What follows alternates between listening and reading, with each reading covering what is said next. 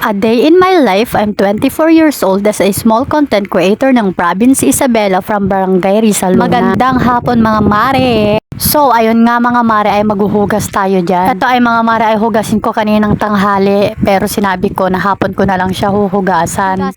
Hinugasan ko na nga rin mga mare ang aming paglalagyan ng pinggan at kutsara. At ang oras na nga dyan mga mare ay 6:14 PM na. Hinugasan ko nga ng maigi yan. At nang matapos akong maghugas mga mare ay sinunod ko na ding magwalis-walis dito sa balkoni. At medyo dumidilim na nga dyan mga mare. At kahit nga anong pilit mong pagwawalis at paglilinis dyan sa balkoni mga mare, ay marami pa rin nahuhulog na dahon dyan sa balkoni. Nagluto na nga rin ako ng pansit canton mga mare. Dahil ako'y nagugutom. At nang naluto na nga ang pansit canton mare ay inilagay ko na din ang kanyang powder at mantika at toyo. At hinalo-halo ko na nga din mga mare. So ayun na nga mga mare ay pumasok na ako sa aming kwarto para doon na kumain. Konti na lang matatapos ng task. At dito na nga nagtatapos ang ating video mga mare. Thank you for watching. Bye bye!